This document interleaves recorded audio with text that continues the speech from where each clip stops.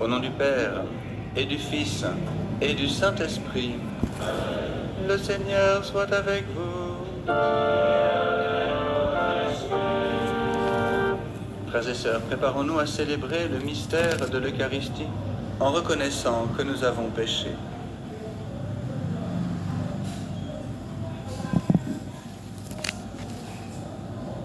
Je confesse à Dieu Tout-Puissant, je reconnais devant vous, frères et sœurs, que j'ai péché en pensée, en parole, en action et en omission. Oui, j'ai vraiment péché. C'est pourquoi je suis à la miséricorde. Les anges et tous les saints, et vous aussi, frères et sœurs, de prier pour moi, le Seigneur. Que Dieu Tout-Puissant nous fasse miséricorde, qu'il nous pardonne nos péchés et nous conduise à la vie éternelle. Amen.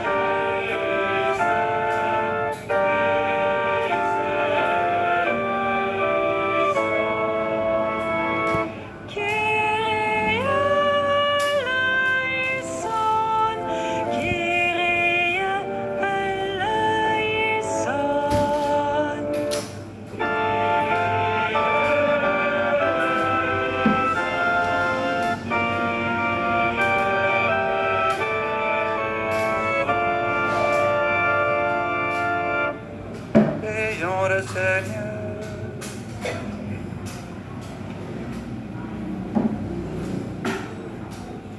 Dieu éternel et tout-puissant, comme l'enseigne l'Esprit Saint, nous pouvons déjà t'appeler du nom de Père.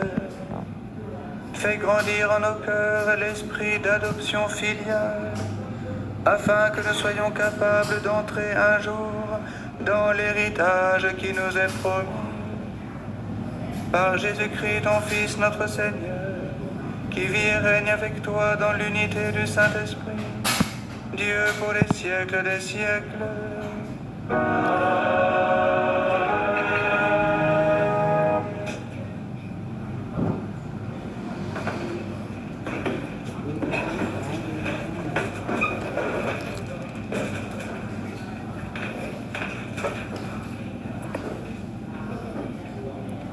Lecture du livre du prophète Ézéchiel.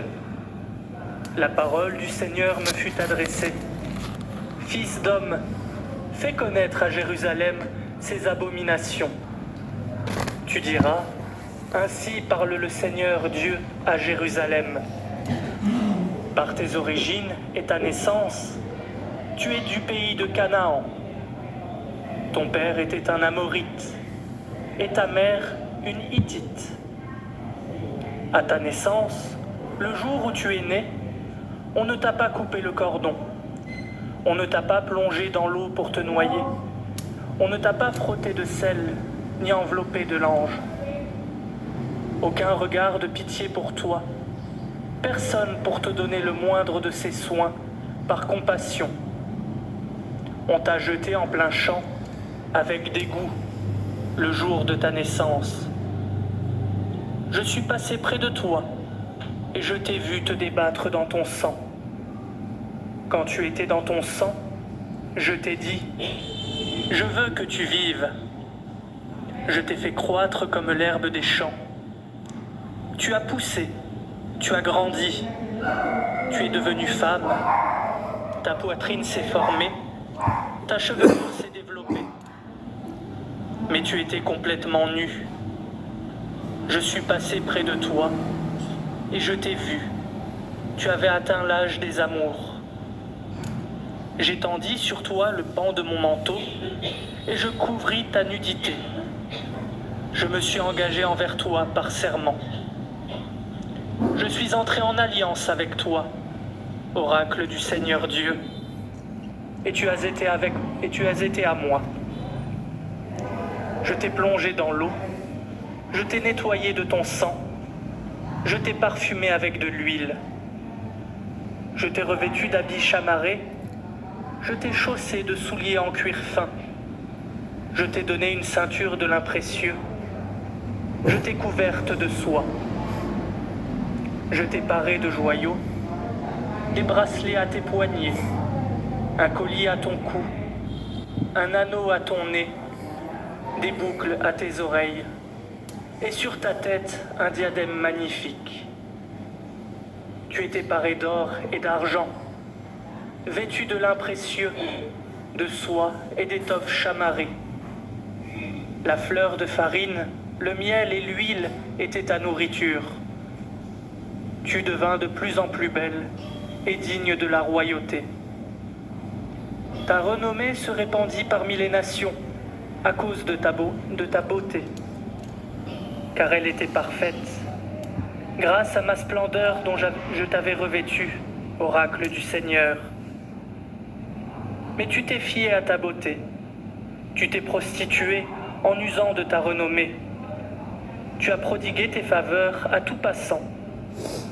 Tu as été à n'importe qui. Cependant, moi, je me ressouviendrai de mon alliance, celle que j'ai conclue avec toi au temps de ta jeunesse, et j'établirai pour toi une alliance éternelle. Ainsi tu te souviendras, tu seras couverte de honte. Dans ton déshonneur, tu n'oseras pas ouvrir la bouche quand je te pardonnerai tout ce que tu as fait, oracle du Seigneur Dieu. Parole du Seigneur.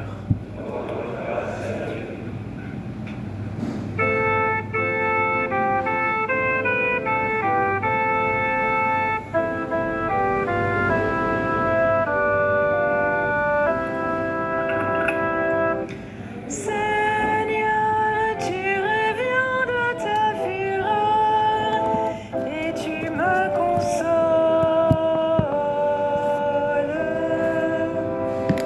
Seigneur,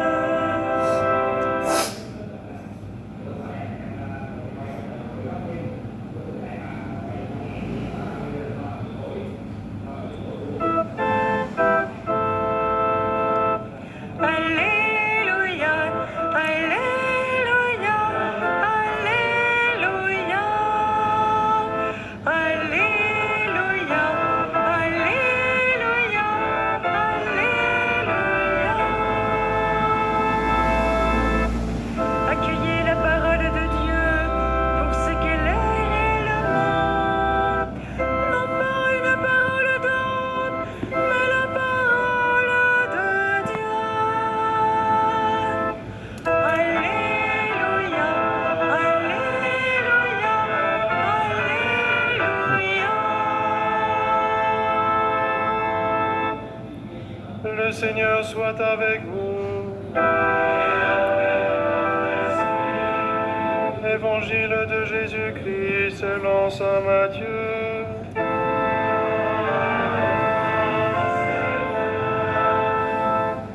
En ce temps-là, des pharisiens s'approchèrent de Jésus pour le mettre à l'épreuve. Ils lui demandèrent: Est-il permis aux hommes? Est-il permis à un homme de renvoyer sa femme pour n'importe quel motif? Il répondit: N'avez-vous pas lu ceci? Dès le commencement, le Créateur fit hommes et femmes et dit: À cause de cela, l'homme quittera son père et sa mère, il s'attachera à sa femme, et tous deux deviendront une seule chair. Ainsi, ils ne sont plus deux, mais une seule chair. Donc, ce que Dieu a uni, que l'homme ne sépare pas. Les pharisiens lui répliquent: Pourquoi donc Moïse a-t-il prescrit la remise d'un acte de divorce avant la répudiation? Jésus leur répond: C'est en raison de la dureté de votre cœur que Moïse vous a permis de renvoyer vos femmes. Mais au commencement, il n'en était pas ainsi. Or, je vous le dis, si quelqu'un renvoie sa femme, sauf en cas d'union illégitime, et qu'il en épouse une autre, il est adultère.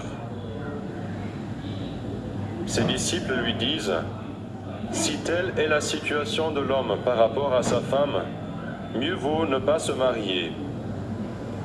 Il leur répondit: Tous ne comprennent pas cette parole, mais seulement ceux à qui cela est donné.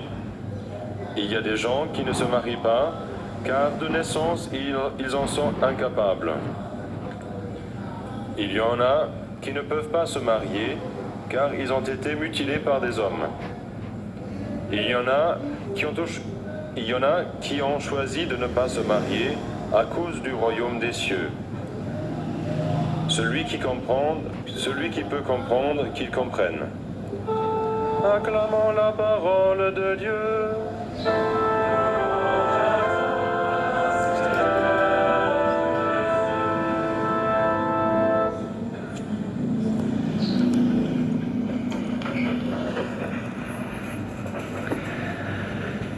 Frères bien-aimés, nous rendons grâce encore pour cette si belle fête d'hier, la fête de l'Assomption de la Vierge Marie.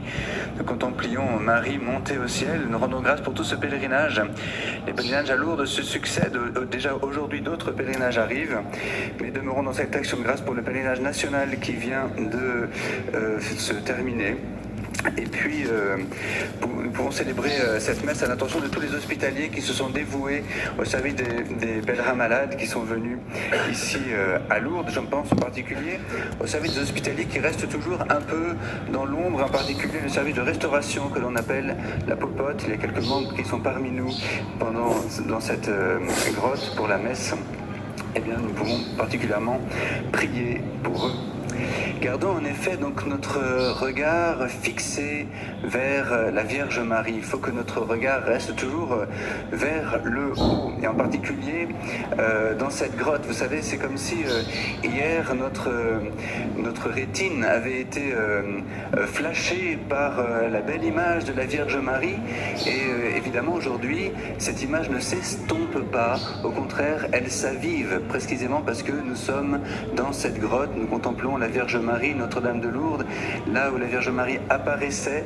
Eh bien, nous gardons imprimé dans notre rétine, en vrai, imprimé dans notre cœur, imprimé dans notre âme, cette image de la Vierge Marie que nous avons contemplée hier, la Vierge Marie exaltée dans la gloire, exaltée par cette victoire, exalté donc dans la victoire et dans la gloire de la résurrection.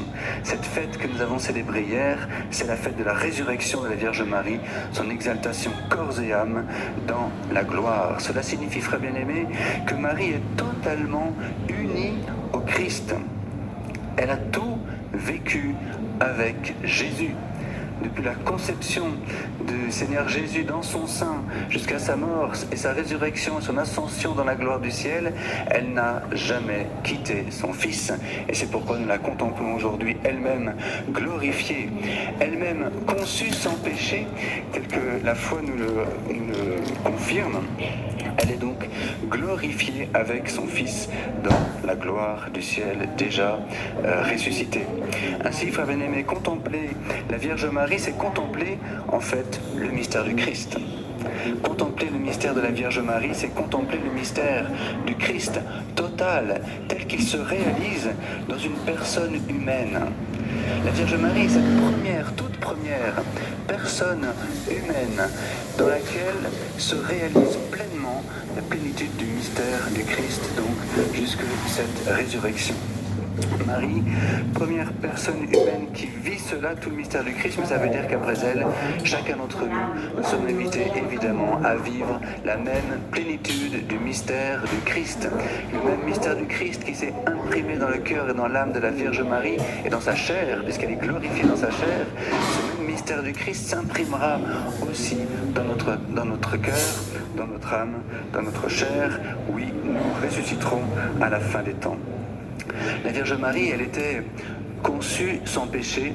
Nous voyons là évidemment un privilège que Dieu lui a fait pour qu'elle puisse être la mère du Sauveur et anticiper ainsi notre propre gloire, notre propre résurrection. Ce privilège qu'avait la Vierge Marie, elle l'a véritablement pour nous. Et si aujourd'hui, avec bonheur, nous nous tournons vers elle et nous la prions tous les jours ici à Lourdes, en particulier dans cette grotte, eh bien c'est parce que nous trouvons en elle notre mère, bien sûr, mais aussi quelle est la source de notre vie spirituelle. Ce privilège qu'avait la Vierge Marie, c'est le signe qu'une vie donnée au Seigneur est possible. Si nous suivons la Vierge Marie, nous pouvons, comme la Vierge Marie l'a fait, offrir toute notre vie au Seigneur. La Vierge Marie est le signe que la fidélité au Seigneur est possible. Elle est le signe que notre vie spirituelle n'est pas vaine, mais que oui, notre vie spirituelle s'épanouira, comme la Vierge Marie un jour, dans la gloire. Nous sommes faits pour cette gloire. Et du reste, nous avons contemplé hier la Vierge Marie couronnée d'étoiles. Cela signifie qu'elle n'est pas seule et qu'elle est précisément entourée de la multitude de ceux qui se confient à Marie. Elle est au ciel comme une mère entourée de tous ses enfants dans la gloire. Et c'est cela qui est très beau. Nous contemplons la Vierge Marie, la mère de l'Église. Dans la Vierge Marie s'accomplit pleinement le mystère de l'Église et elle est mère de l'Église. Frères bien-aimés, chers amis, pèlerins de Lourdes, soyons donc enfants de Marie. Nous nous souvenons que c'était le grand désir de Sainte Bernadette quand elle s'approchait ici, dans cette grotte, qu'elle rencontrait la Vierge Marie. Elle voulait devenir enfant de Marie. Demandons cette grâce d'être enfant de Marie. Ainsi, la beauté et la pureté de Marie seront notre beauté et notre pureté et notre sainteté. La fidélité au Seigneur de la Vierge Marie sera notre fidélité au Seigneur, comme elle est la fidélité de toute l'Église, comme la foi de Marie est devenue la foi de l'Église, comme l'espérance de la Vierge Marie est devenue l'espérance de l'Église. La vie de Marie, on pourrait dire la vie mariale, sera rendue manifeste dans nos cœurs, dans nos âmes et finalement dans toute l'Église, comme si, à notre tour, nous pouvions vivre comme la Vierge Marie a vécu.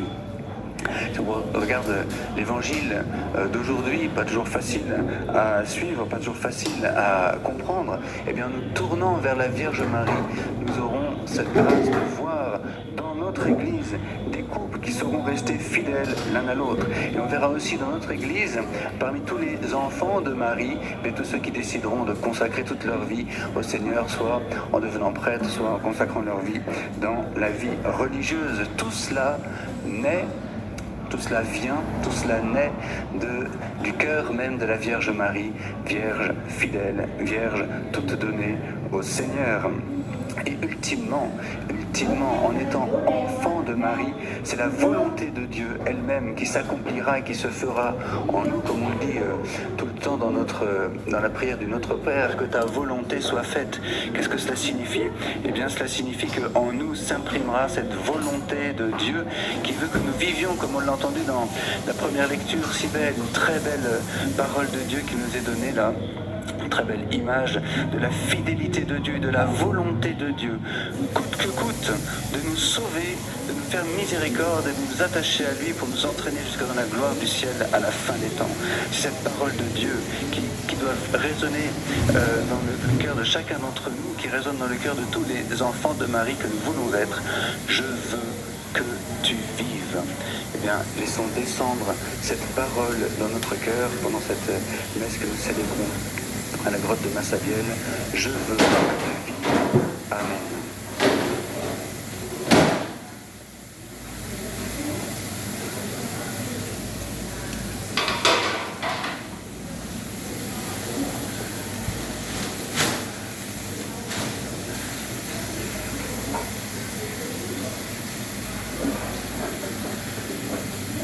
Chers pèlerins, c'est maintenant le moment de la quête. Soyez vivement remerciés de votre générosité.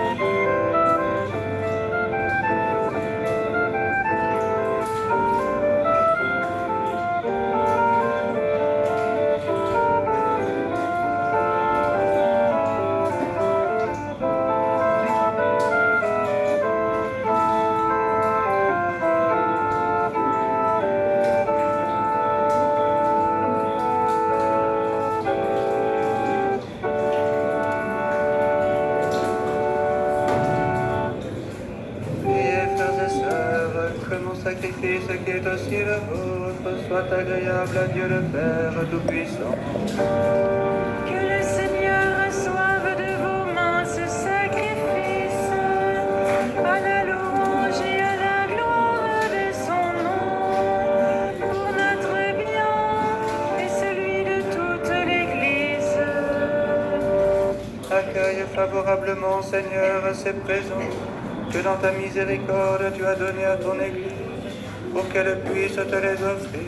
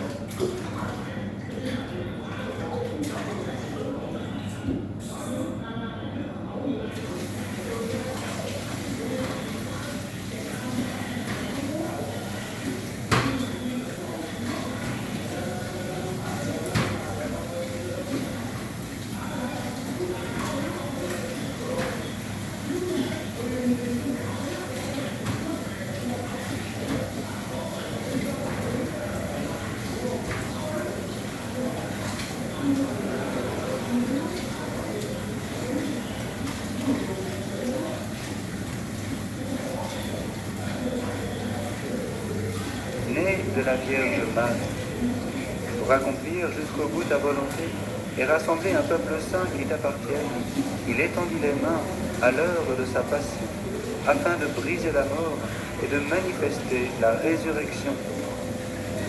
C'est pourquoi avec les anges et tous les saints, nous chantons ta gloire et d'une seule voix nous proclamons.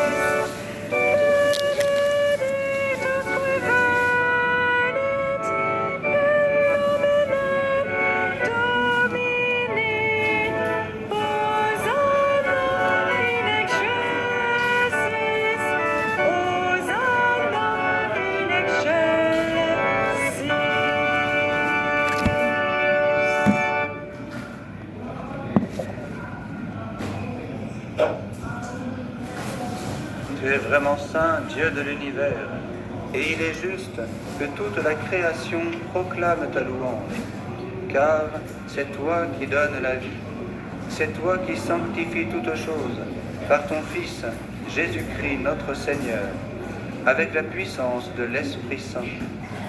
Et tu ne cesses de rassembler ton peuple, afin que du levant au couchant du soleil, une offrande pure soit présentée à ton nom. C'est pourquoi nous te supplions, Seigneur, de consacrer toi-même les offrandes. Sanctifie-les par ton esprit pour qu'elles deviennent le corps et le sang de ton Fils, Jésus-Christ notre Seigneur, qui nous a dit de célébrer ce mystère. La nuit même où il fut livré, il prit le pain. En te rendant grâce, il dit la bénédiction, il rompit le pain et le donna à ses disciples en disant : « Prenez et mangez-en. »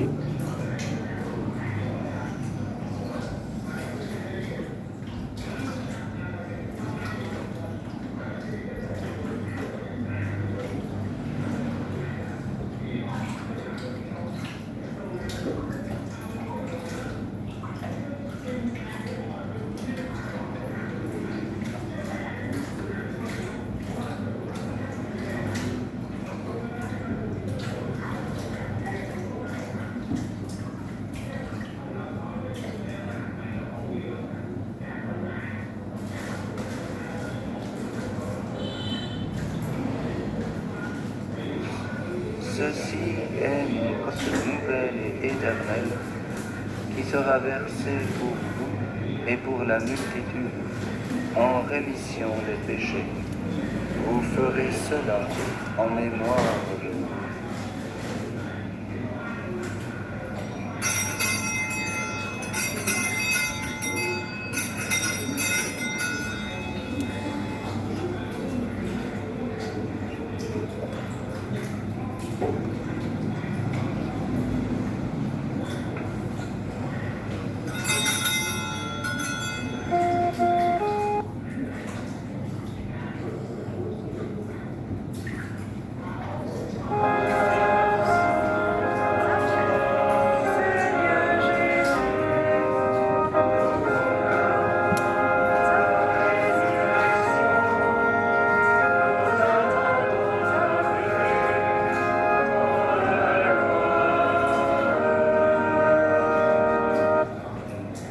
Faisant ainsi mémoire de ton Fils, de sa passion qui nous sauve, de sa glorieuse résurrection et de son ascension dans le ciel, alors que nous attendons son dernier avènement, nous t'offrons, Seigneur, en action de grâce, ce sacrifice vivant et saint.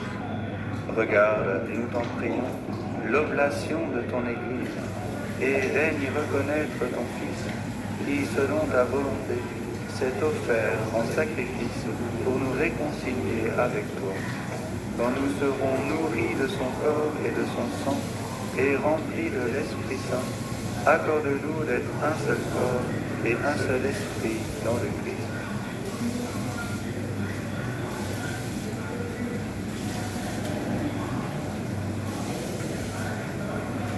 Que l'Esprit Saint fasse de nous une éternelle offrande à ta gloire, pour que nous obtenions un jour l'héritage promis avec tes élus.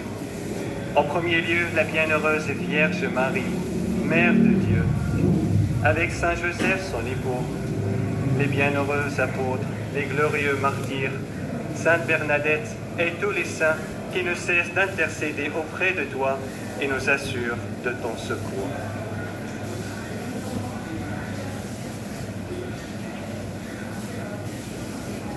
Et maintenant nous te supplions, Seigneur, par le sacrifice qui nous réconcilie avec toi, étends au monde entier le salut et la paix.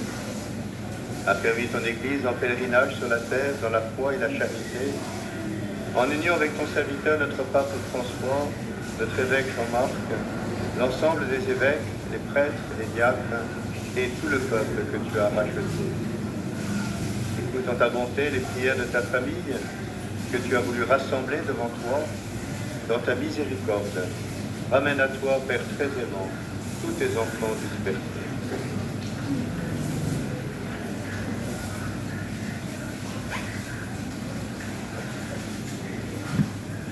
Pour nos frères et sœurs défunts, et pour tous ceux qui ont quitté ce monde et trouvent grâce devant toi, nous te prions.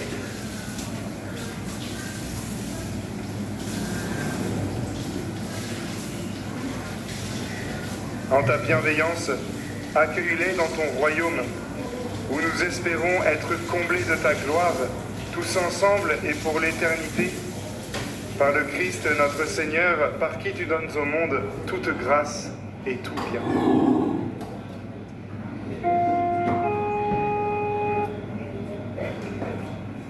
Parlez avec lui et en lui, à toi, Dieu le Père Tout-Puissant, dans l'unité du Saint-Esprit, tout honneur et toute gloire, pour les siècles des siècles.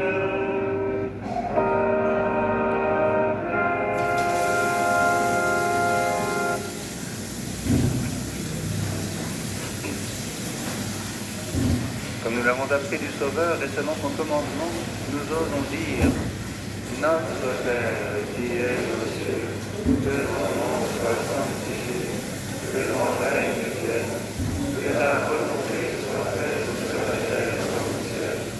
Donne-nous aujourd'hui notre pain de ce jour. Pardonne-nous nos offenses, comme nous pardonnons aussi à ceux qui nous ont offensés, et ne nous laisse pas entrer dans les tentations, mais délivre-nous. Délivre-nous de tout mal, Seigneur, et donne la paix à notre temps. Soutenus par ta miséricorde, nous serons libérés de tout péché, à l'abri de toute épreuve. Nous qui attendons que se réalise cette bienheureuse espérance, l'avènement de Jésus-Christ, notre Sauveur.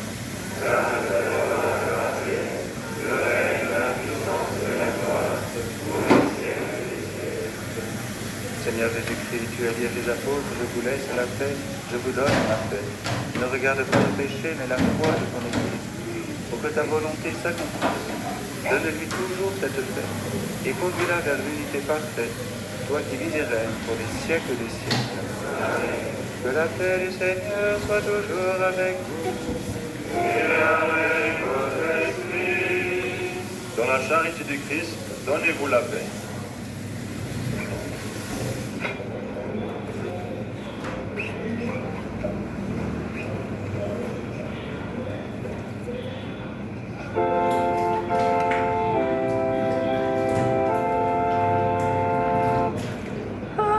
Agnus Dei, qui tollis peccatum mundi,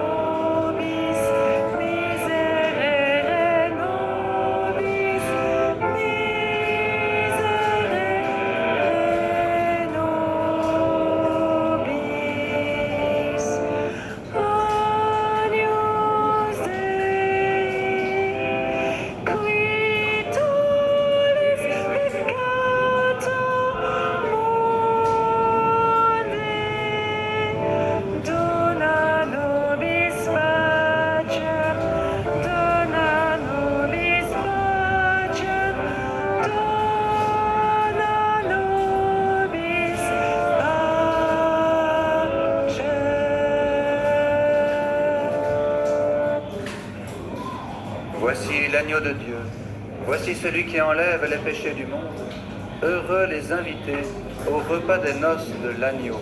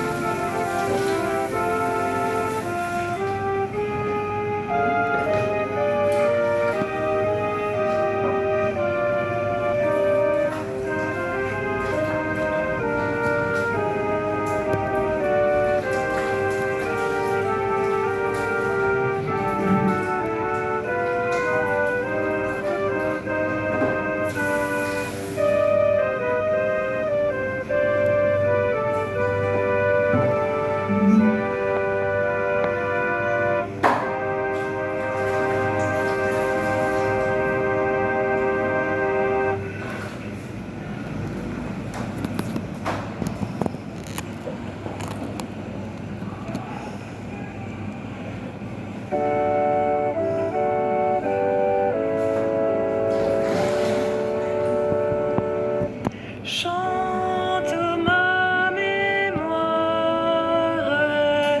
chante mon cœur la gloire du Seigneur.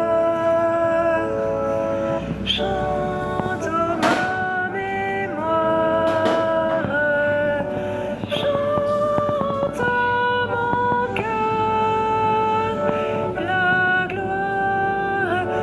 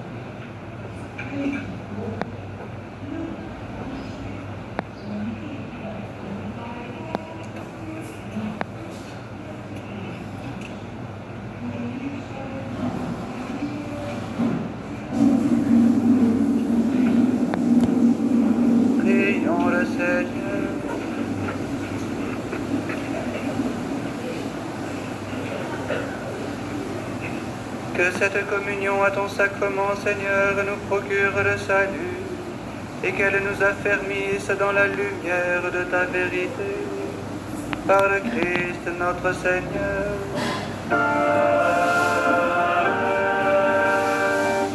Chers pèlerins, vous pouvez poursuivre votre démarche avec le chemin sur les pas de Bernadette à 14 h, avec le chapelet en français à la grotte à 15 h 30, avec la conférence sur le message de Lourdes à 16 h 15, la procession eucharistique à 17 h et la procession mariale au flambeau à 21 h.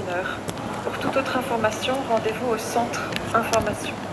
Bon pèlerinage à tous. Le Seigneur soit avec vous. Et que Dieu Tout-Puissant vous bénisse, le Père et le Fils et le Saint-Esprit.